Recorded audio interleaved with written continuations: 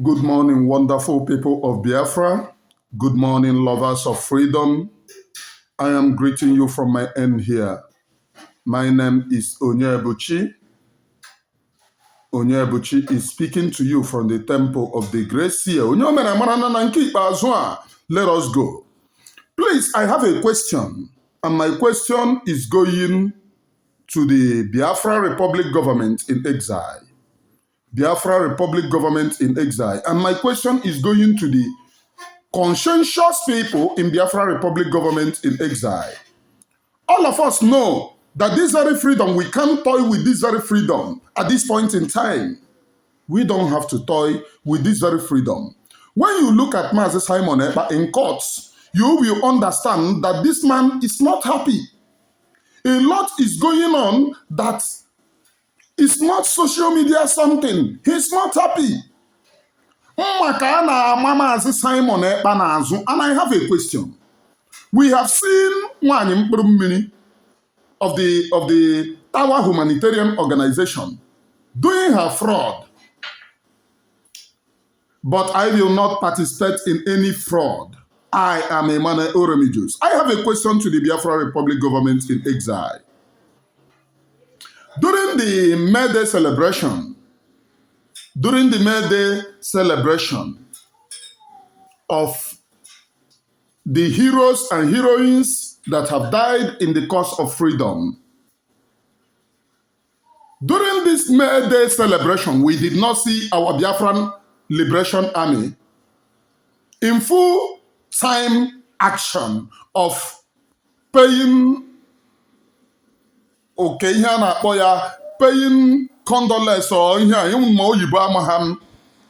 those who have died. The only Biafra Liberation Army that we saw are those under the commander, Chika. We did not see the central command from our general, Igwe Butozo. And my question goes like this. I have heard a rumor that Ogechukwu Nkere is not up to date.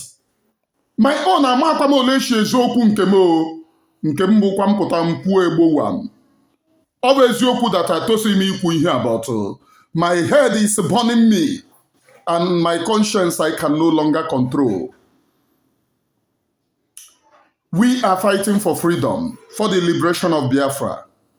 And if you have sold money before and you feel that that money that you have sold, you want to retrieve it, it's not at this very particular point in time. If you cannot render selfless service to Biafra people, you better back down. My loss in this very freedom, nobody is paying me for it. Nobody is paying me for it.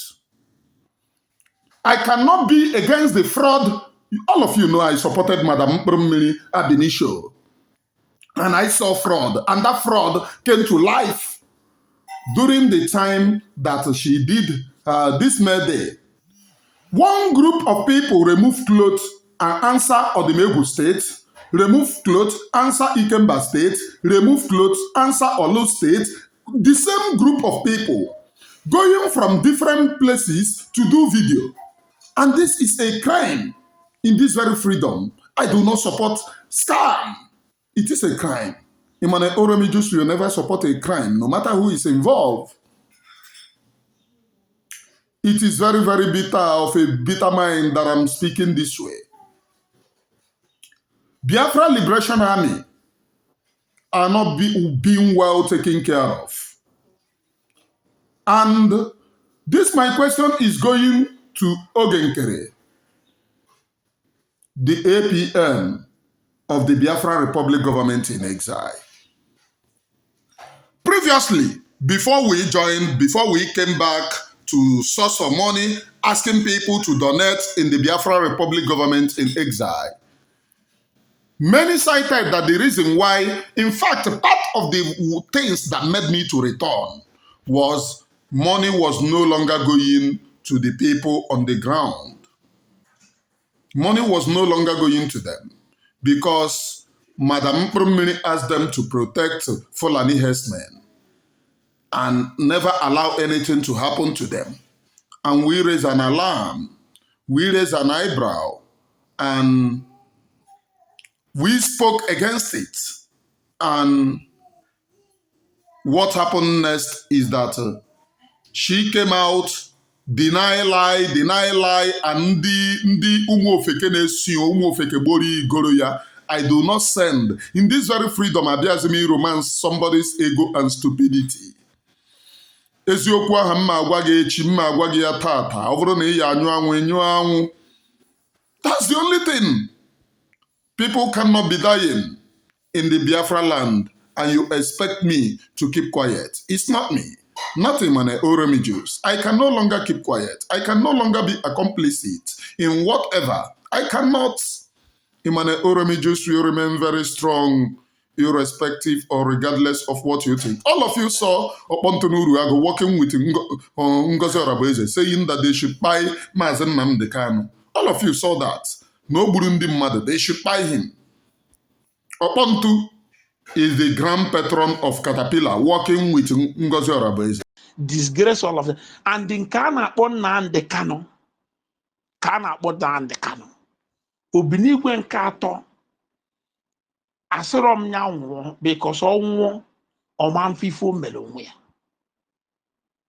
Ọ bụrụgodu nọ life imprisonment tụọ ya.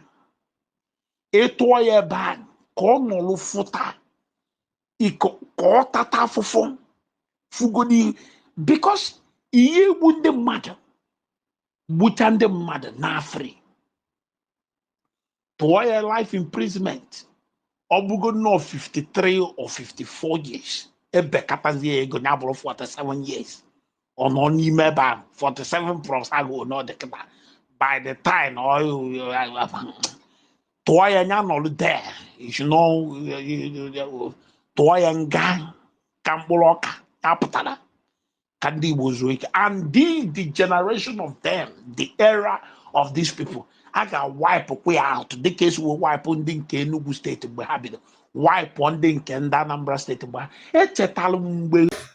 Now my question to Ogechukwu Nkere is that, what have you done to make sure that you upgrade the Biafra Liberation Army? Considering the fact that I have heard you boast that you have money.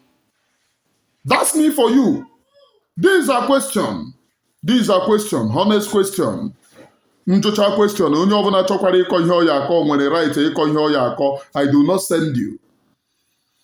What have you done to upgrade Biafra Liberation Army? This state that we saw Biafra Liberation Army when PM was around is not the same state. At least my brother, Ogechukwu Nkere, I have heard you boast, Negode, that you are a billionaire. I thank God for that.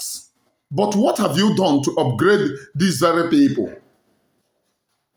Anyamini na Abazim, our people are going.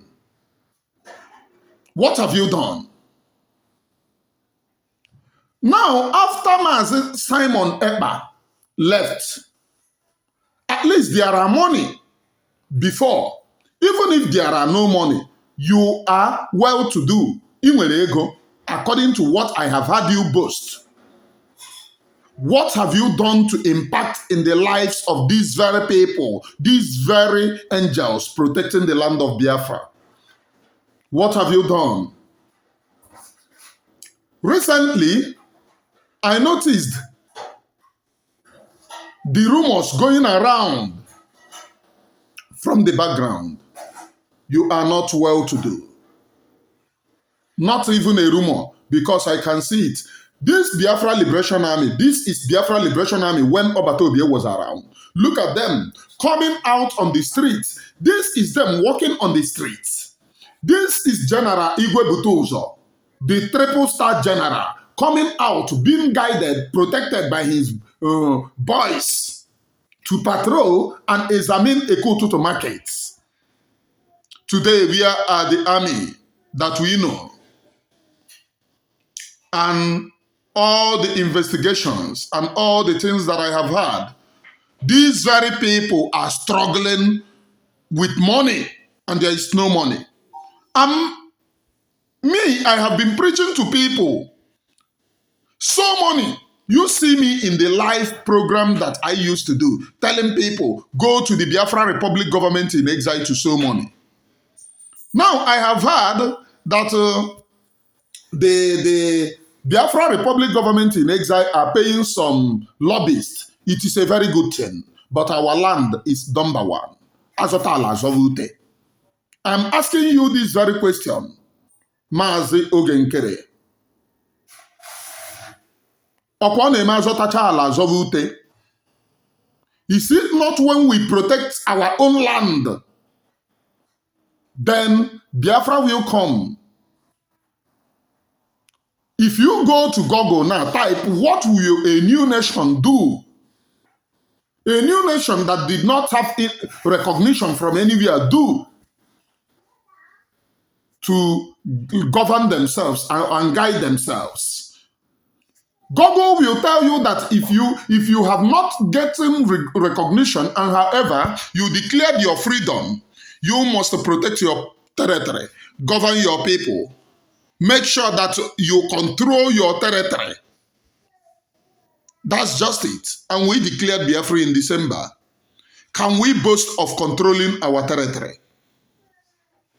I'm asking you this very question because you are the APN of the Biafra Republic government in exile, as they used to introduce you, because I will be sincere. What have you done?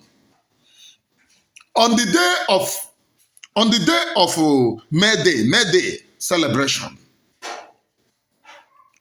the only section that we saw releasing video is the only section of Commander Chika releasing video.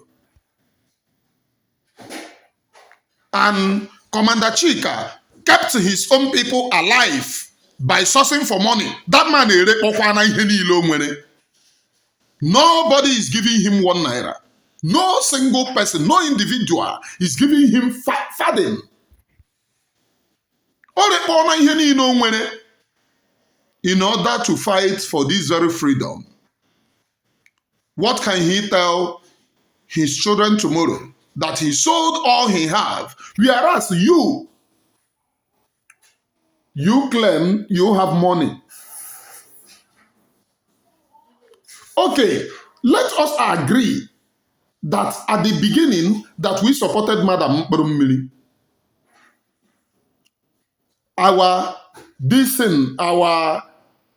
The funding went down. What about now that we came back? People are donating money every day. And by me saying this, please, by me saying this, I know that I shouldn't say this now, but before because I will never die in exile. Chukwaju, I will live and I will come back in the land of Biafra. I, Emmanuel Oremijus, will never die in exile. One day shall be a day I will be at the holy land of Biafra. I never know how, but I know that when Biafra comes, I will be back. And that is the reason why I am speaking the way I do. That is the reason why I'm talking the way I do. That is the reason why I am speaking so that Almighty Chukwu Okike, the creator of heaven and earth, will hear me. That I'm speaking at this very point in time.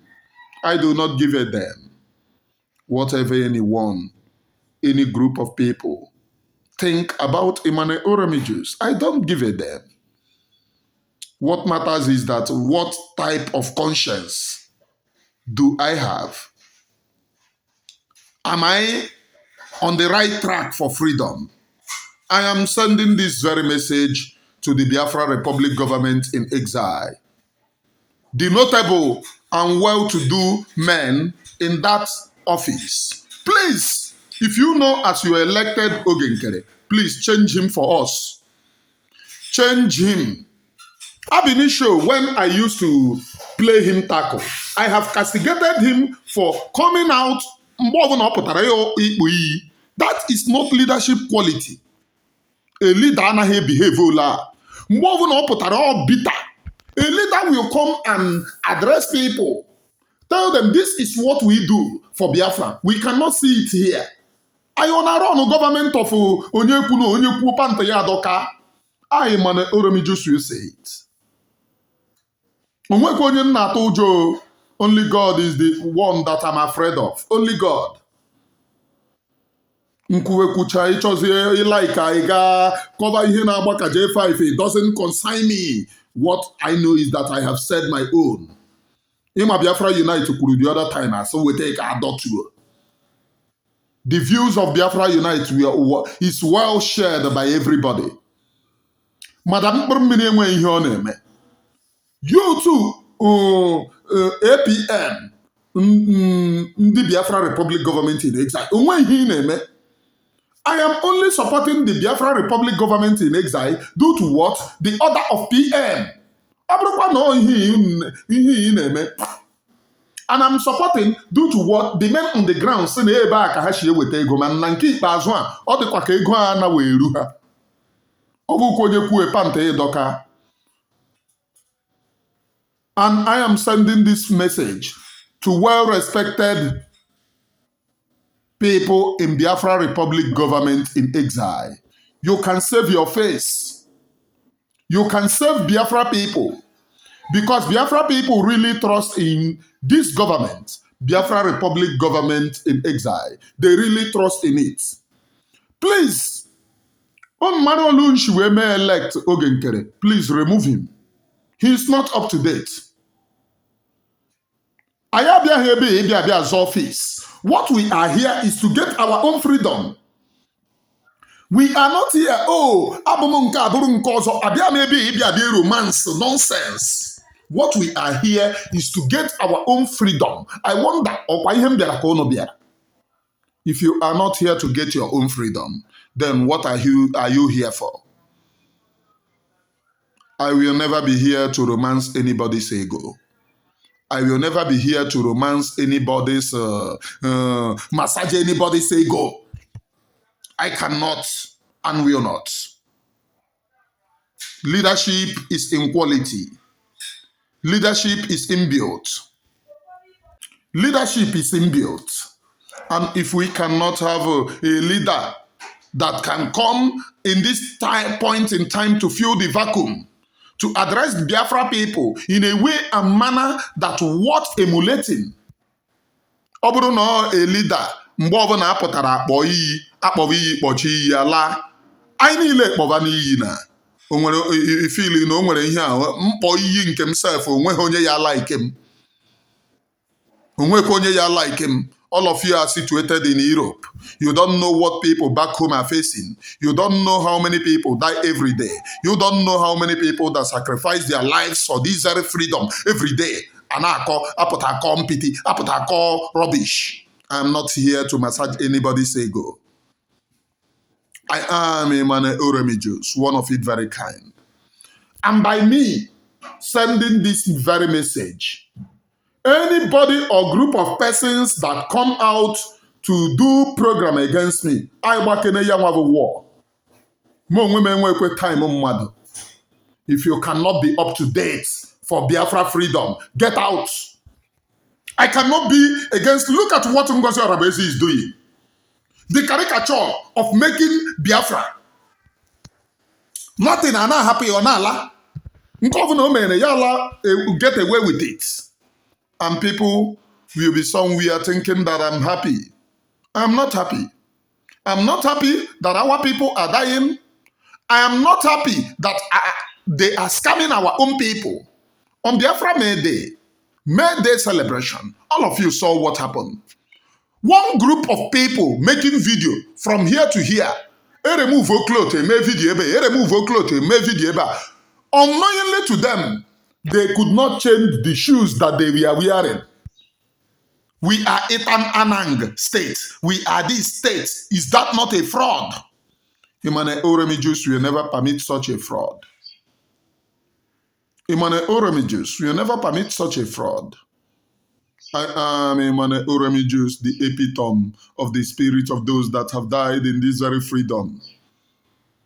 A lot of people have died. A lot of people have died. If you people cannot, I cannot for my dear me, look at freedom, left, right, and center.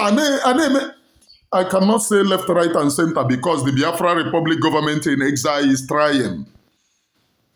But where I have a problem is in where Nkakporo Prime Minister. The Biafra Republic government is trying. I must be sincere. They are trying very well.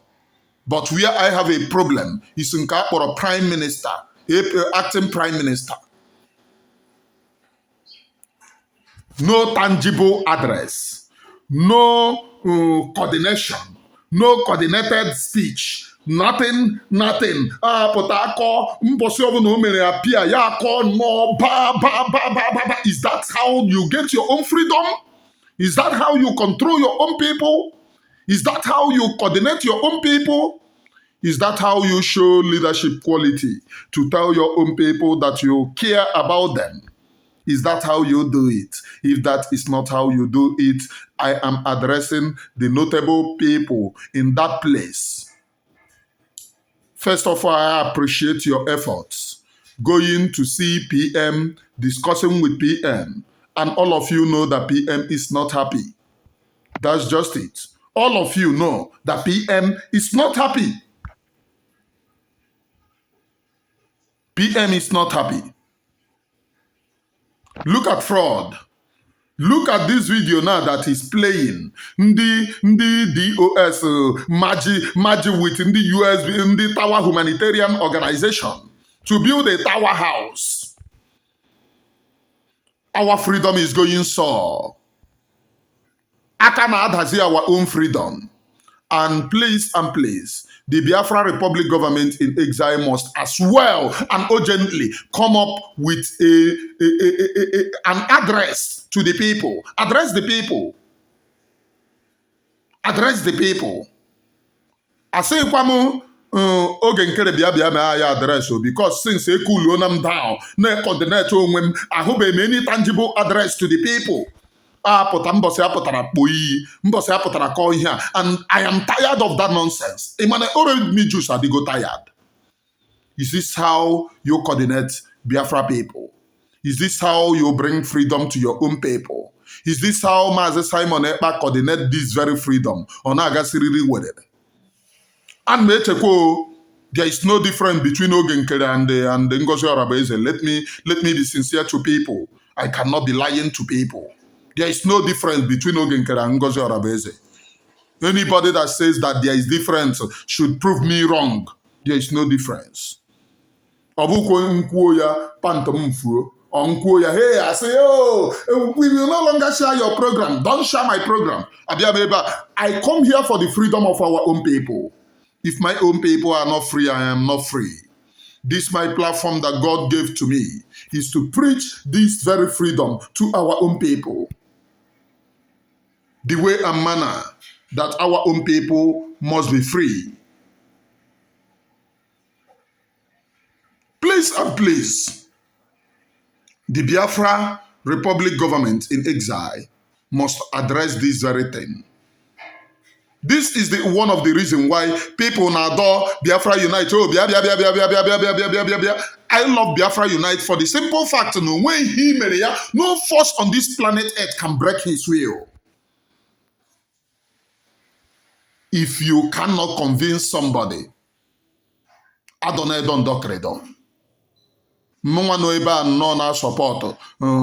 have no conviction. The only conviction that I have is that notable men and women going for PM, trying their possible best in BRGIE. I cannot sweep that under the carpet. I cannot sweep that under the carpet. Making sure that our PM never rust in jail. I cannot sweep that under the carpet. Flying air through and flow to make sure that they go to Finland and see that our PM stand very strong. I cannot sweep that under the carpet. If I should sweep that under the carpet, it means I'm a fool. Please, these notable men and women with lovely character, Very, very adorable people. I, Mane Oromijus, applaud you for the good work that you do. Look at our land. Our land is going. And if I, Mane Oromijus, should keep quiet and our land is going, posterity will never be happy with me. Posterity will never be happy with me. And that is the reason why I am speaking up, so that our land will be saved once more. So that our people will gain their own freedom. Freedom is in what we do. Freedom is in the sacrifices that we offer. Freedom is not in the money that you make. A lot of people have come here to make money with the blood of people dying every day. Our land is going. Where is our own conscience? Where is our own conscience? There are notable men and women in Biafra land. Most of these people doing march pass here are paid. Most of them are paid. And these are people's children. A lot of them, while going to receive that peanut, are going to buy on the road. And I heard that in the Yoruba, there was a march pass done even in Yoruba land. Apurundi Yoruba to do the march pass. A train match pass. Oh, we want to. They have castigated us a lot. We release artillery. They castigated us. We release Sia, Holy Mountain, Holy Mountain, Holy Mountain. They castigated us. We are tired of castigating. Let them do match pass. Let them train. We can be able to pay them. I cannot never support criminality. Not now, not tomorrow, never. Emmanuel Oromijus is an epitome of those who have died. Look at Umuokoko. Ngozi Chipotara. Lehanya. Can you equate these very people to Biafra Liberation Army? Can you equate them to the Biafra Liberation Army? Can you equate these very people? Legono. Can this person handle AK-47? No, can he handle AK-47? Not to talk of general multipurpose machine gun. Can he? In order to brainwash our people. Okay, ndị mkpụrụ mmiri kwenu ndị na-eso Ngozi ọkwa egosi n'unu men. Oyas from today be asking her how far. She will still come tomorrow to tell you that Nigeria is buying you. Ask her, are you protecting the territorial integrity? Not to hire people, do match pass. They should also show you video of them doing work, protecting the territorial integrity of Biafra land. These very people can never ever go against the zoo animals in uniform. They can never go against them because they are the same. I challenge you today, if any day you see Ngozi Orabeze, anybody going on to challenge the zoo animals in uniform, say, oh, we anointed them. Show you videos. We are under the USB recharge card. Any day you see that, if I did not support Ngozi Orabeze, call me a bastard. You can never see that. And I'm asking for almost Photoshop video. You can never see that. I have come for this very Biafra. They all will support one Nigeria. They can never go against the zoo military. It is not possible. It is not possible. The only people going against the zoo military are the Biafra Liberation Army. And that is where my concern is. On this very person. Not even organize from January to December. Ndị nke a were pieces eji eyi pieces akwa. Le ụmụ rag ha yi. We bịa esheme Biafra. Legome rag ndị anyị. Dress in different rag. Oh, inwe black and black yita iyi eme video. Do you know when we pass this stage? We passed this stage many years ago. We passed this stage 2020, not even 2021. 2020 was when we passed this particular stage. 5 years later, they have started showing you the same stage that you have passed. I am Emmanuel Oromijus, known as a Gracia. Nkwuwekwucha okunu na-ekwu uche ya, omenu na-eme uche ya. Nkwuwekwucha ndị ya buru ya aga atụcha buru ya tụchama. I send you no message. I don't look at your face. My own people are dying, and I will never look at your face.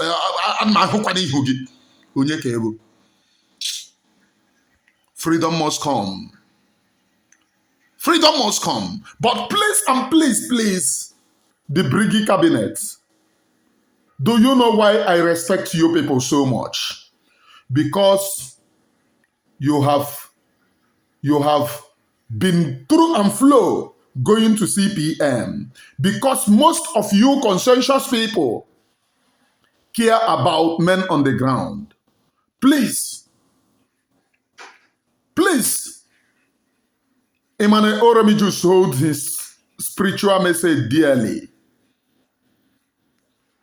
Obrunun mano nun shiweti Ogechukwu Nkere. Shikweno na wepu ya. Ayabia this very freedom is opposed. Ayabia kwa this very freedom is opposed. If you are up to date with what people want, I support you. Abiam this very freedom is opposed.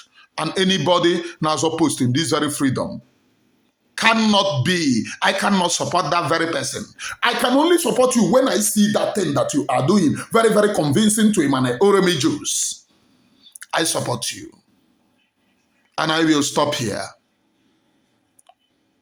I will stop here. I leave you with your conscience.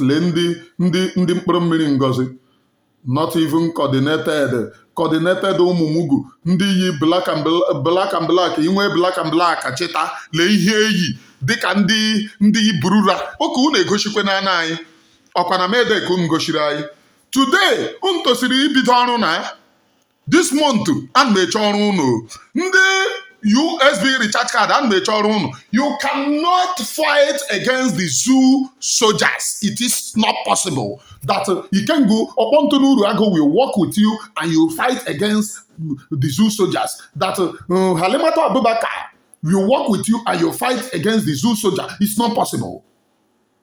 It's not much difference from Ngozi Orabeze and Ogechukwu Nkere. I am telling you people the fact too. Amakwamoleshi echeje akọna okwu ana ona m di okwu aka mgbe nnedi ya nna anụ nnedi lee anya ihe ndị mmadụ dị ebe lee jin ha echem na o nwere ihe dị difference echekwem na o nwere ihe dị difference. I am Emmanuel Oromijus, preaching nothing but the undiluted truth. From me, from here, from the temple of the Gracia, I only have one word. I do not hate anyone. If you know Emmanuel Oromijus, I do not hate you. But what I hate is lies and propaganda. What I hate is not being sincere. What I hate is not being up to date with the freedom of the people. It is because of Biafra that I joined this very freedom. And I have said and reiterated, because of Biafra, the name Biafra, I can climb any mountain. Ịchọ ka m worship ogi ka Chukwu kpuo gị nyara medal gị na ihe a. Fight for Biafra in a way and manner that wants to be emulated.